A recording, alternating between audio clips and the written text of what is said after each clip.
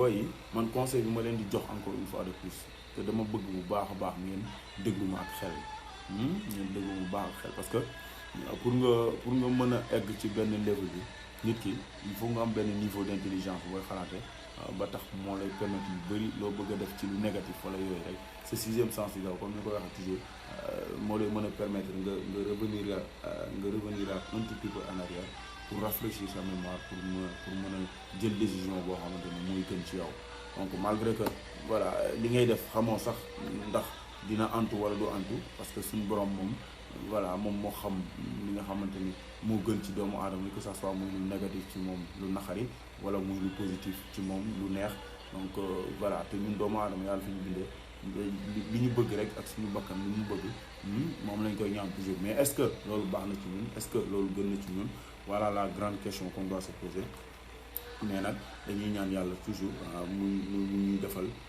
li nga xamante ni mooy gën ci ñun te mu tombé yi tamit ak li nga xamante ni mooy suñu bëgg-bëgg. Donc suñu bëgg-bëgg weesuwul bëgg-bëggu bànneexu àdduna am looy xéewloo saa yoo ko soxlaa am looy faje say problème te doo dem ci kenn di ko wax. Donc te àdduna bi ba toll foo xamante ni voilà nit ñi dañ lay xamal sa problème nit ñi boo ma nee nit ñi nag man ci laa bokk en particulier je parle d'une manière générale nit ñi d'une manière générale noonu lañ mel parce que dañ lay xamal sa sànqal ba pare duñ la ko kii comme ni ko olof yi waxee. Donc loolu nag dafay jar yow nit ki à chaque fois nga war a jël benn décision nga analyser ko xool inconvénients yi xool avantages yi xool li nga xamante ne moom moo la ciy jëriñ nga jël ko def ko bàyyi ak sa bopp nag suñu borom comme ni ko waajo waxee woon waa ji ñëwoon ci Seydina Muhammad sallallahu alayhi wa sallam indaale gëlee moom dugg ci biir daal di saafonteeg ku tëdd ki yonent bi sallallahu alayhi wa sallam ba pare ne ko man sama gëléem gaa ngi ci biti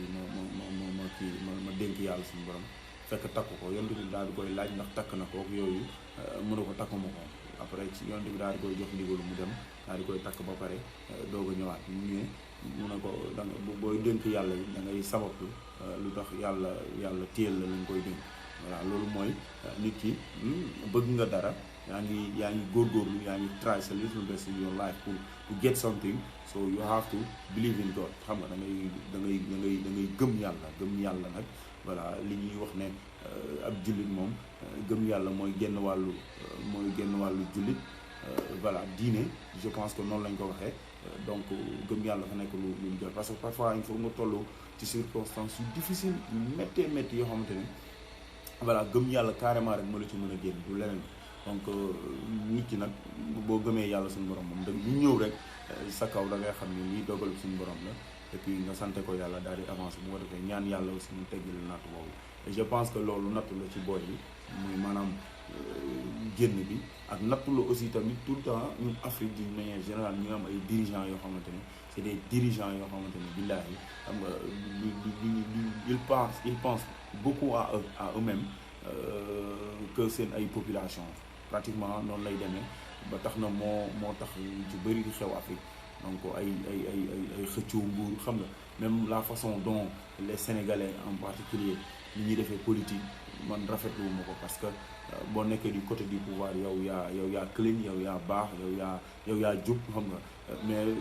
du moment où nga nekk du côté de l'opposition rek yow ku bon nga et puis yow tu n'es pas xam nga voilà. Donc je pense que di ngeen comprendre li mu wax pratiquement noonu la ñuy defee di xastante di waxante lu ñaaw et voilà c'est pas ça le vrai sens du mot politique ça ne signifie pas ça.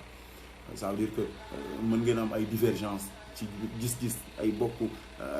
ay malentendu ak ay ñàkk a bokk gis-gis ci yenn mbir yi mais du tax du teree yéen ñëpp yéen a bokk objectif quoi en fait. Voilà man loolu laa jàpp objectif bi mooy yéen ñëpp da ngeen bëgg voilà Gambie baax wala yéen ñëpp ngeen bëgg Gabon baax wala yéen ñëpp ngeen bëgg Sénégal baax wala yéen ñëpp ngeen bëgg Nigéria baax soo gisee ma jël exemple yooyu mooy dama bëgg nit ñi xam ne man je ne parle pas seulement aux Sénégalais ni aux Gambiens seulement je parle voilà d'une manière générale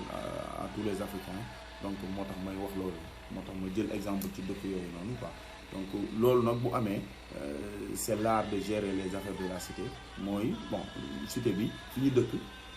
am na ay problème te loolu moom ñaar léegi nan la ñuy def ba résoudre problème yooyu te du am problème encore ci ñun ci suñu biir donc loolu malgré que mënul ñàkk ay divergence ay gis-gis yu waroo yu wute entre vous, mais ne serait-ce que yéen ñëpp yéen a bokk objectif rek war ngeen a mën a toll benn moment boo xamante ni ku nekk da ngay am grandeur nangul sa morom bu fekkente ni ñu proposé moo gën a ñoŋ moo gën a baax wala moo gën a objectif moo gën a nekk li nga xamante ni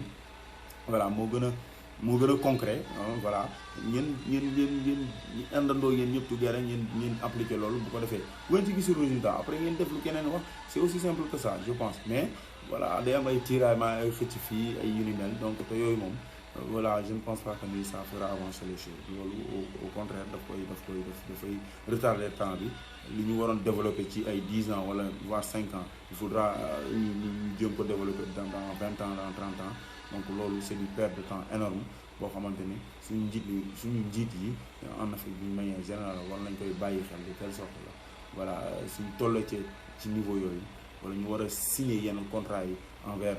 d'autres pays wala yenn convention yi ci yenn diggante dëkk yi ñu koy xool bu baax tey xam ne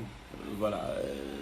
la France comme ni ñu koy waxee amuñu ay xarit ay intérêt la ñu am et ils font le maximum possible pour défendre seen ay intérêt personnel. Donc ñun aussi c'est vice versa on doit faire le maximum possible pour ñoom ñu tamit jéem a préserver ak li nga xamante ne mooy aar suñu ay intérêt doomu dëkk. Donc Afrique nag laay wax d'une manière générale parce que man du ma départager di wax dëkk tel chaque fois si je parle voilà d'une manière générale pour africain yëpp moo tax may wax ak ñi nga xamante ne ñoo doomu africain yi. Donc li ma doon wax tuuti noonu ci biir affaire immigration clandestine booy yi vraiment loolu laa leen di conseiller ñu jéem a xam seen bopp je dis bien xam seen bopp pour ñu mën a développer suñu Afrique parce que beneen étranger wala beneen xeetu beneen nit mën naa ko waxee noonu wala xeetu beneen ku dëkk ci beneen continent du ñëw ci suñu Afrique bi dañu ko développer. Je pense au contraire dañuy ñëw di jéem a xool li fi baax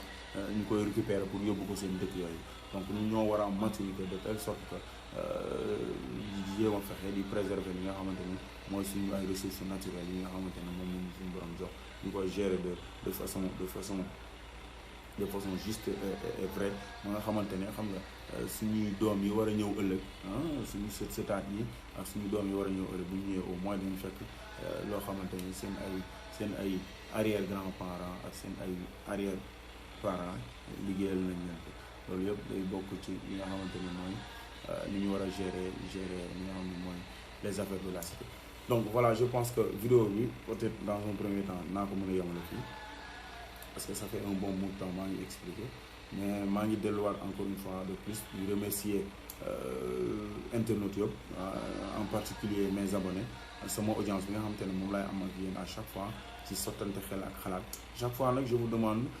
comme ni ngeen koy defee d'habitude bu leen bàyyi pour di ma envoyer ay li nga xamante ne mooy commentaire ak ay questions yoo xamante ne voilà war naa cee mën a àddu par rapport ak wax leen ci sama xalaat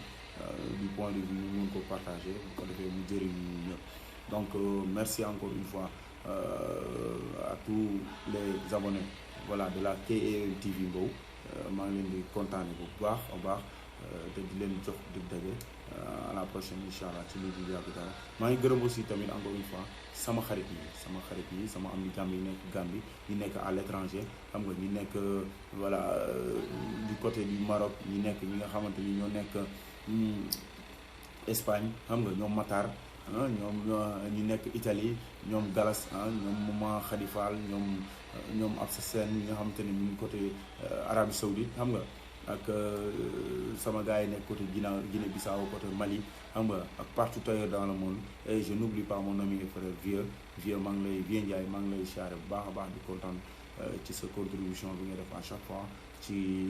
liggéey bi ngay def ak collaboration boo xam ne ñu ngi koy am et je tenais juste à dire que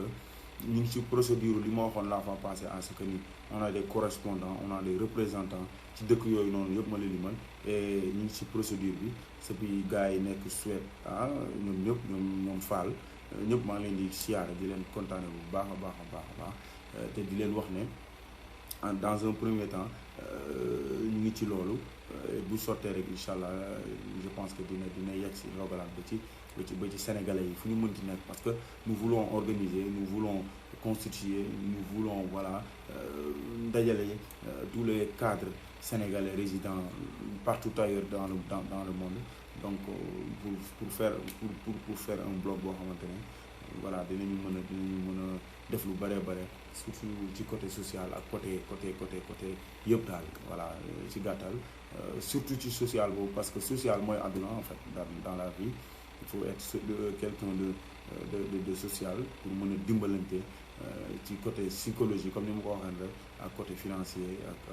sur tous les plans. Donc parfois nga toog ñu woo la ne la diw am na problème wala diw feebar na wala diw nangam soo defee nga jéem a contacter sa gars yi nga xamante ni ñoom nga am bu ko defee ñu ñëw dimbale la ci li nga xamante ni moom lañ la sas noonu pour nga war nga mën a régler problème ko parce que yaakaar aussi tamit dafa fort buñ toogee léegi wala nga jékki-jékki rek à un moment donné rek ñu woo la téléphone wala ñu envoyé la vocal WhatsApp wala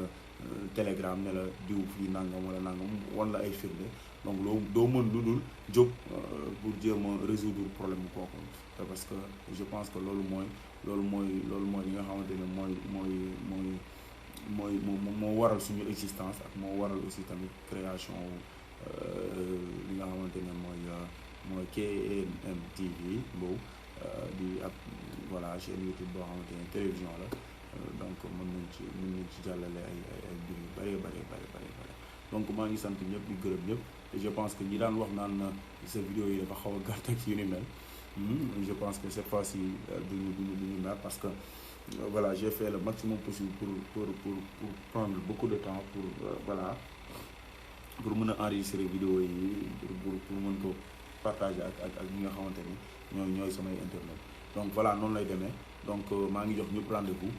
fan yi bu soobee yàlla ci yeneen vidéo ak yeneen sujet yoo xamante ni dinañ ci mën a waxtaan bu ko defee ñu tiré ci ay leçons ak ay mën a régler résoudre suñu ay problèmes ensemble voilà c'était Khadim Mbacké Mbow bu KAM TV merci à tous à la prochaine incha allah yaa ngeen jëf